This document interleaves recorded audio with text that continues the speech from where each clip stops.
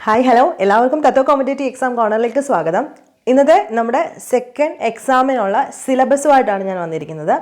അപ്പോൾ ഒരുപാട് പേര് ആവശ്യപ്പെട്ടിട്ടുണ്ടായിരുന്നു ഇന്നലത്തെ എക്സാം കഴിഞ്ഞതിന് ശേഷം നെക്സ്റ്റ് സിലബസ് ഇടുന്നില്ല എന്നുള്ളത്.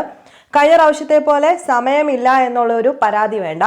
ഇന്ന് 11 അല്ലേ, 11 15-ാം തീയതിയാണ് അടുത്ത എക്സാം വരുന്നത്. അതായത് 11, 12, 13, 14, 15-ാം തീയതി രാത്രി 8 മണിക്ക് ഏകദേശം 4.5 ദിവസം നിങ്ങൾക്ക് കിട്ടുന്നുണ്ട്.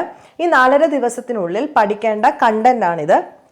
ഈ കണ്ടന്റ് എഴുതിയിട്ടിരിക്കുന്ന കണ്ടിട്ട് ഒരുപാടുണ്ടെന്ന് വിചാരിക്കേണ്ട. സിമ്പിൾ ആയിട്ടുള്ള ടോപ്പിക്സ് ആണ്. ഓരോ ടോപ്പിക്കിനെയും പറ്റിയിട്ട് ഒരുപാട് പഠിക്കേണ്ട കാര്യമില്ല. ആവശ്യമുള്ള പോയിന്റ്സ് നമ്മൾ പറഞ്ഞു തന്നിട്ടുണ്ട്. ആ പോയിന്റ്സും കൂടെ SCRT ഒന്ന് ഓടിച്ചിട്ട് വായിച്ചേക്കുക. SCRT കൂടി ഉൾപ്പെടുത്തിയിട്ടാണ് ഞാൻ ക്ലാസ് എടുത്തിട്ടുള്ളത്. എന്നാൽ SCRT വേണമെന്നുള്ളവർക്ക് അതും കൂടെ വായിച്ചിട്ട് പരീക്ഷയ്ക്ക് വരാവുന്നതാണ്. 50 മാർക്കിൻ്റെ ക്വസ്റ്റ്യൻ ആയിരിക്കും പതിവ് പോലെ. കഴിഞ്ഞ ദിവസത്തെ ക്വസ്റ്റ്യനകത്ത് 2 എണ്ണം ഒരു കറക്ഷൻ വന്നുപോയി, ടൈപ്പിംഗ് എറർ ആയിരുന്നു. അപ്പോൾ അതെല്ലാം ഒഴിവാക്കിയിട്ട് നമ്മൾ നെക്സ്റ്റ് എക്സാം നടന്നതായിരിക്കും. നെക്സ്റ്റ് എക്സാമിന് കറക്ഷൻ ഒന്നും കാണില്ല. അപ്പം നമുക്ക് സ്റ്റാർട്ട് ചെയ്യാം. ഒന്നാമത്തത്, ഹിസ്റ്ററിയിൽ നിന്ന് നിങ്ങൾ കേരള ഹിസ്റ്ററിക്കകത്ത് തന്നിരിക്കുന്ന സോഷ്യൽ റിലീജിയസ് റീഫോം മൂവ്മെൻറ്റ്സ് പഠിക്കണം. എന്താണ് സോഷ്യൽ റിലീജിയസ് മൂവ്മെൻറ്റ് എന്നറിയാമല്ലോ. എല്ലാ എക്സാമിനും ചോദിക്കുന്ന ഒരു ക്വസ്റ്റ്യൻ ഈ ഒരു പാർട്ടിൽ നിന്നുണ്ടായിരിക്കും. അതുകൊണ്ട് ഏറ്റവും ഒഴിവാക്കാൻ പറ്റാത്തത് നമുക്ക് ആദ്യം, ഏറ്റവും കൂടുതൽ വെയിറ്റേജ് വരുന്നത് നമുക്ക് ആദ്യം പഠിച്ചു പോകാം. ലാസ്റ്റ് സമയത്ത് പാടുപെടാതിരിക്കാൻ വേണ്ടിയിട്ടാണ്.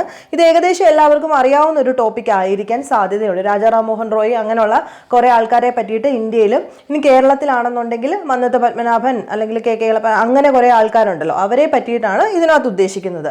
അപ്പം അതിനെ പറ്റിയിട്ട് ഡീറ്റെയിൽഡ് ആയിട്ട് നിങ്ങൾ പഠിച്ചു വയ്ക്കുക. ദെൻ ഇന്ത്യയുടെ കാര്യം വരുമ്പം എസ്റ്റാബ്ലിഷ്മെൻറ്റ് ഓഫ് ബ്രിട്ടീഷുകാരുടെ എസ്റ്റാബ്ലിഷ്മെൻറ്റ് മാത്രം പഠിച്ചാൽ മതി. ഈ ഒരു എക്സാമിന് എസ്റ്റാബ്ലിഷ്മെൻറ്റിനെ പറ്റിയിട്ട് വ്യക്തമായിട്ട് പഠിക്കുക. അതായത് അവർ ഈസ്റ്റ് ഇന്ത്യ കമ്പനി സ്ഥാപിക്കാൻ വന്നത് മുതലുള്ള കാര്യങ്ങൾ കംപ്ലീറ്റ്, യുദ്ധങ്ങളും ഒക്കെ എടുത്തിട്ടുണ്ട്. അത് വൃത്തിയായിട്ട് പഠിക്കുക. ജോഗ്രഫിയിൽ നിന്നും 2 ടോപ്പിക്ക് പഠിക്കണം. കാരണം എന്താണെന്ന് വെച്ചാൽ ജോഗ്രഫി ഇമ്പോർട്ടൻ്റ് ആയതുകൊണ്ട് നമുക്ക് ഏറ്റവും ഇമ്പോർട്ടൻ്റ് തോന്നുന്ന ടോപ്പിക്സ് എല്ലാം കവർ ചെയ്ത് ആദ്യം പോകാം.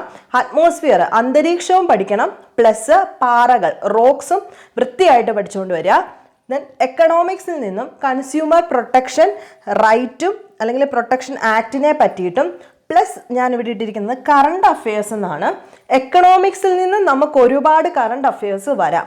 സാമ്പത്തിക ശാസ്ത്രം, അതായത് ഇന്ത്യയിൽ പുതിയതായിട്ട് വന്നിട്ടുള്ള സാമ്പത്തികവുമായിട്ട് റിലേറ്റ് ചെയ്തിട്ടുള്ള കറണ്ട് അഫയേഴ്സും കൂടെ നിങ്ങളൊന്ന് എപ്പോഴെങ്കിലുമൊക്കെ ഒന്ന് നോക്കുന്നത് നല്ലതാണ്. അപ്പോൾ അതും കൂടെ ഒന്ന് എവിടെയെങ്കിലുമൊക്കെ കാണുകയാണെന്നുണ്ടെങ്കിൽ ഒന്ന് നോക്കി വെച്ചേക്കണം. അത് ഇമ്പോർട്ടൻ്റ് ആണ്. അതുകൊണ്ടാണ്, അതായത് ഉപഭോക്തൃ സംരക്ഷണ നിയമം വൃത്തിയായിട്ട് പഠിച്ചിട്ടുണ്ടെങ്കിൽ A to Z പോയിന്റ് അതിനെ പറ്റിയിട്ട് എവിടെ നിന്ന് ചോദിച്ചാലും നമുക്കറിയണം. ആ രീതിയിൽ വൃത്തിയായിട്ട് അത് പഠിച്ചു വെച്ചേക്കാം. ഇനി എക്സാമിന് ഇത് നോക്കേണ്ടി വരരുത് മെയിൻ എക്സാം വരുമ്പോൾ. ഓക്കെ, ഇനി അടുത്തത് സിവിക്സിനകത്ത് നിന്നും information commission and right to information act, വിവരാവകാശ നിയമം. എല്ലാ വർഷവും ഏതെങ്കിലും ഒരു എക്സാമിന് ഈ ക്വസ്റ്റ്യൻ കാണാവുന്നതാണ്.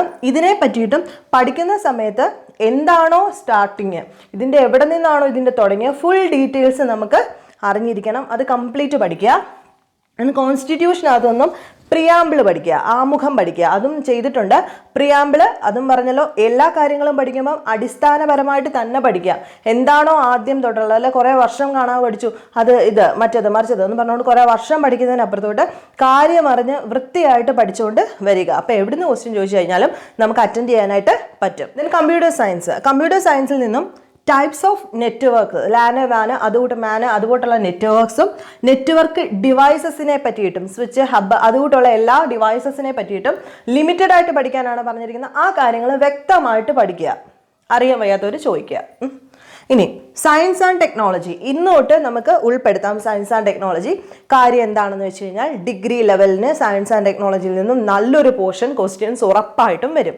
അപ്പം നമുക്ക് ഇനിയും തൊട്ടുള്ള എക്സാംസിനും ഇനിയും തൊട്ടുള്ള പഠിത്തത്തിലും നിങ്ങൾ സയൻസ് ആൻഡ് ടെക്നോളജി ഉറപ്പായിട്ടും ഉൾപ്പെടുത്തിയിരിക്കണം. ഇപ്പോൾ science and technology, computer science, maths, English, അതുകൂടെ തന്നെ ഹിസ്റ്ററി പറയുകയാണെന്നുണ്ടെങ്കിൽ 1951 ശേഷമുള്ള ആ ഒരു ചരിത്രം ഉണ്ടല്ലോ, അതും ദേശീയ പ്രസ്ഥാനങ്ങളിൽ നിന്നും 7-8 മാർക്കിന് എല്ലാ വർഷവും ചോദിച്ചു കാണാറുണ്ട്. ക്വസ്റ്റ്യൻ പേപ്പർ എടുത്തു കഴിഞ്ഞാൽ അറിയാം. ആ 1951 ശേഷമുള്ളതിൻ്റെ ക്ലാസ് ഞാൻ എടുത്തിട്ടില്ല, എടുക്കുന്നുണ്ട്. അത് നിങ്ങൾ വൃത്തിയായിട്ട് പഠിച്ചോണം കേട്ടോ.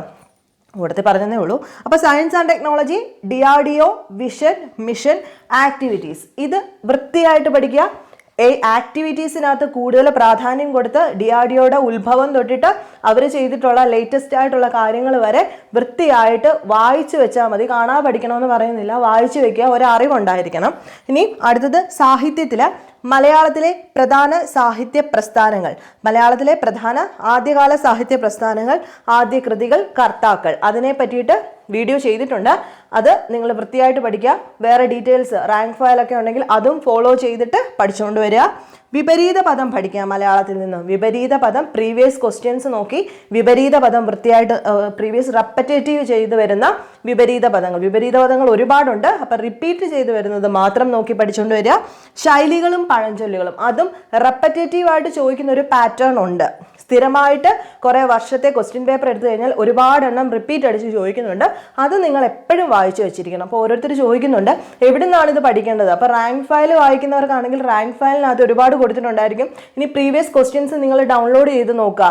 അതിനകത്തും റിപ്പീറ്റ് ആയിട്ട് ചോദിക്കുന്ന ഒരുപാട് ശൈലികളും പഴഞ്ചൊല്ലുകളും കാണും. അപ്പോൾ അത് വൃത്തിയായിട്ടൊന്ന് നോക്കിയേക്കാം. ഇനി കണക്കിനകത്ത് നിന്നും സമയവും പ്രവൃത്തിയും ഒറ്റയാനെ കണ്ടെത്തുക.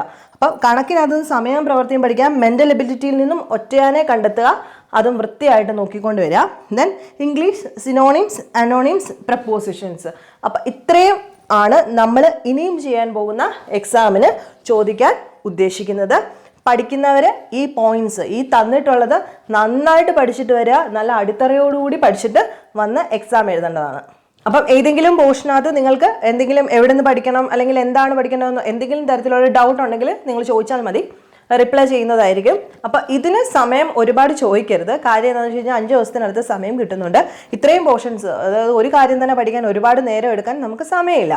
ജൂൺ ആകുമ്പോഴേക്കും ഇപ്പം ലേറ്റസ്റ്റ് ന്യൂസ് വന്നിട്ടുണ്ടായിരുന്നു, കേട്ട് കാണുമെന്ന് വിശ്വസിക്കുന്നു. ജൂൺ ആകുമ്പോഴത്തേക്കും മിക്കവാറും എക്സാം കാണും. മാക്സിമം ജൂലൈയിൽ തന്നെ കാണും.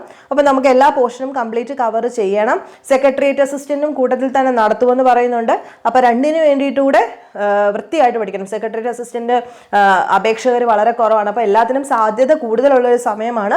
ലിമിറ്റഡ് ടൈമിനുള്ളിൽ കൂടുതൽ കാര്യങ്ങൾ പഠിക്കാനായിട്ട് ശ്രദ്ധിക്കുക. ഇത് നിങ്ങൾ ദയവ് ചെയ്ത് വൃത്തിയായിട്ട് പഠിച്ചതിന് വന്നതിന് ശേഷം മാത്രം എക്സാം അറ്റൻഡ് ചെയ്യാനായിട്ട് ശ്രമിക്കുക. 50-ൽ 50 കിട്ടുവാണെന്നുണ്ടെങ്കിൽ നമുക്ക് അത്രയും കാര്യം എന്ന് വിചാരിച്ച് വൃത്തിയായിട്ട് പഠിച്ചിട്ട് വരിക. അപ്പം വീഡിയോ ഇവിടെ നിർത്തുകയാണ്. എന്തെങ്കിലും സംശയം ഉണ്ടെങ്കിൽ ചോദിക്കുക. നെക്സ്റ്റ് ക്ലാസ്സിൽ കാണുന്നിടം വരെ ബൈ.